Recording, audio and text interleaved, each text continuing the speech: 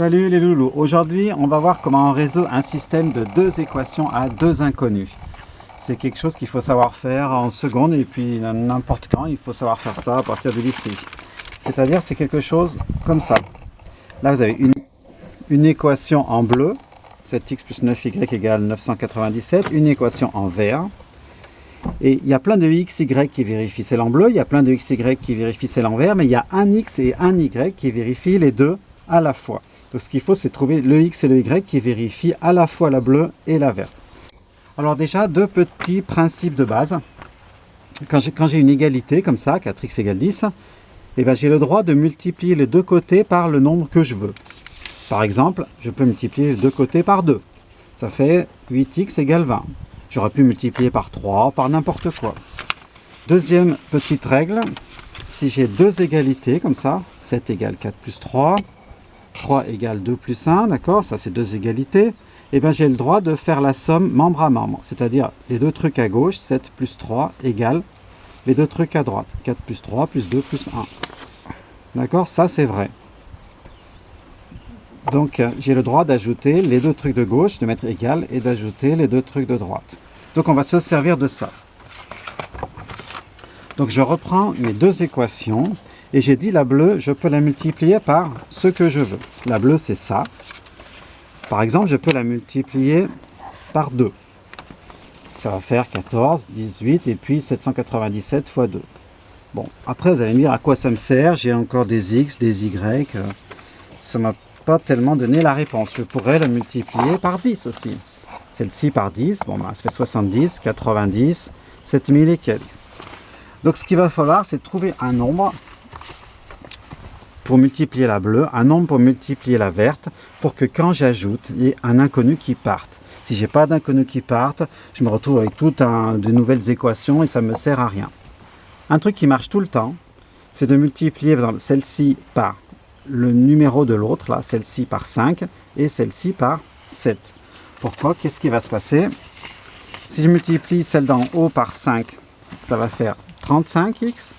Et si je multiplie celle d'en bas par 7, ça va faire aussi 35x. Et ça va presque partir. Sauf que pour partir, il ne faudrait pas 35 et 35. Parce que si je multiplie donc celle-là par 5, 35, celle-là par 7, 35, 35 et 35, si j'ajoute, ça fait 70. Pour que ça parte, il faudrait que ce ne soit pas 35, mais moins 35. D'accord? Vous devez avoir un nombre positif, un nombre négatif. Où s'est passé ce truc? Regardez bien, cette fois-ci, c'est la bonne solution.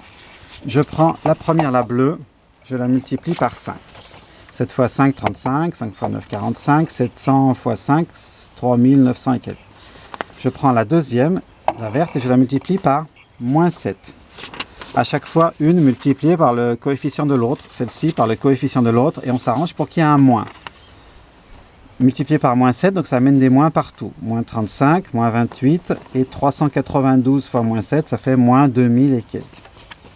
C'est quoi l'intérêt de ça?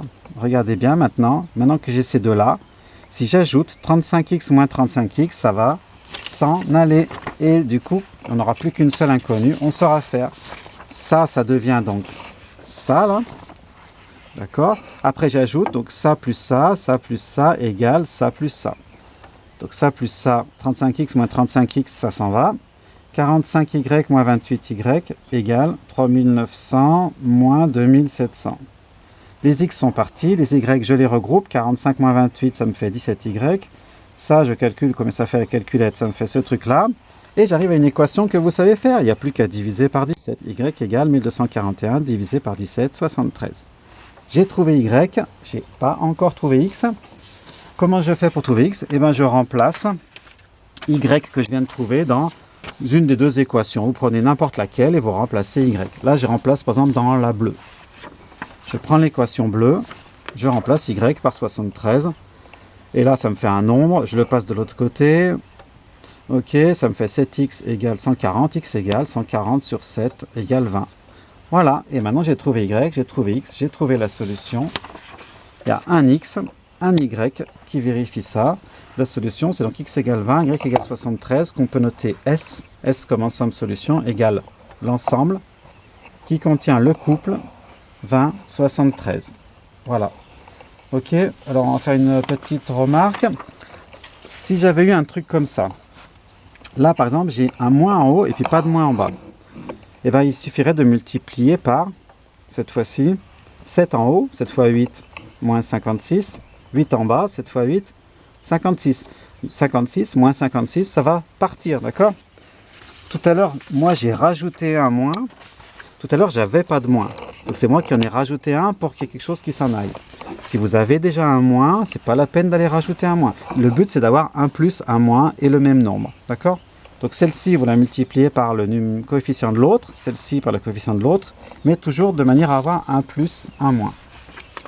Ok, voilà un petit bilan de la méthode. Qu'est-ce que je fais? Je multiplie les équations, chacune par un bon nombre. J'ajoute membre à membre. Une inconnue part, je trouve l'autre inconnu. Et je remplace pour trouver l'inconnu qui était parti. Voilà. Et ben voilà. C'est quoi tous ces... Oh, ça c'est mon plan secret pour faire une fusée pour aller atterrir sur le soleil. Mais ta fusée, elle va brûler, t'es bête ou quoi? Mais j'ai déjà pensé, j'irai la nuit.